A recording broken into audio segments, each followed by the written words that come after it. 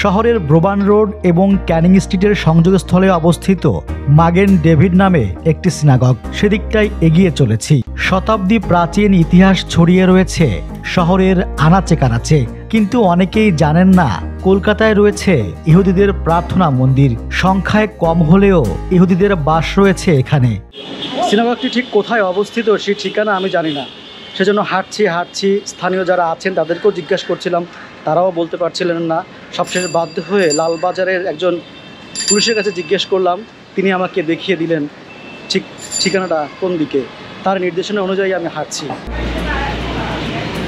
British শাসনকালে কলকাতা যখন বাণিজ্য নগরী হিসেবে ফুলে ফেপে উঠেছিল, সেই সময় বাগদাদি ইহুদিরা এদেশে আসেন।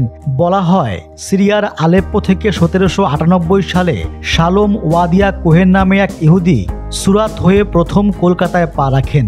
সেই শুরু। ইহুদিদের ইতিহাস হচ্ছে ডায়াসপোরার ইতিহাস। এই ডায়াসপোরা মানে হচ্ছে কোনো জায়গা থেকে নানান জায়গায় ছড়ায় পড়া। কারণ প্রাণ রক্ষার জন্য এই সম্প্রদায় পৃথিবীতে সবচেয়ে বেশি অত্যাচারিত নিপীড়িত হয়েছে।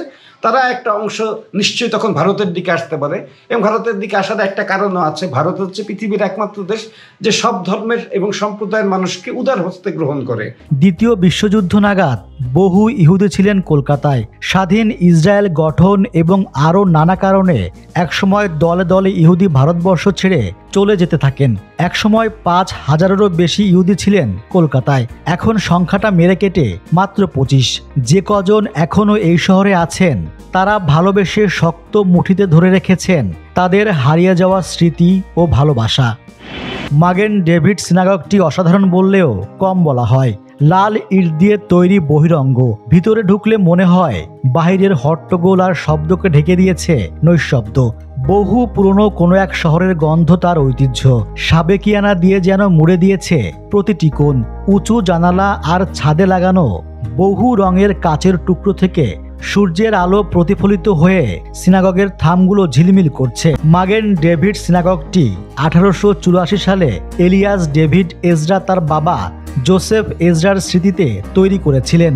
ইতালীয় রেনেসার স্থাপত্য রীতিতেই এটি তৈরি হয়েছে। মধ্যপ্রাচ্যে ইহুদি আর মুসলমানদের সম্পর্কে টানাপোড়েন থাকলেও সেটার বিন্দুমাত্র ছাপ কোনোদিন কলকাতায় পড়েনি। এখানে সিনাগগটি দেখভালের দায়িত্বে রয়েছেন মুসলমানরা। লোকের অভাবে নিয়মিত প্রার্থনা আর হয় না, কিন্তু কেউ কেউ নিয়মিত সিনাগগে আসেন। প্রথামতো শুক্রবার পানিতে ভাসমান মোম জ্বালিয়ে যান, শনিবার প্রার্থনায় বসেন, নিজেদের মতো করে ঈশ্বরের আরাধনায় ব্রতী হন।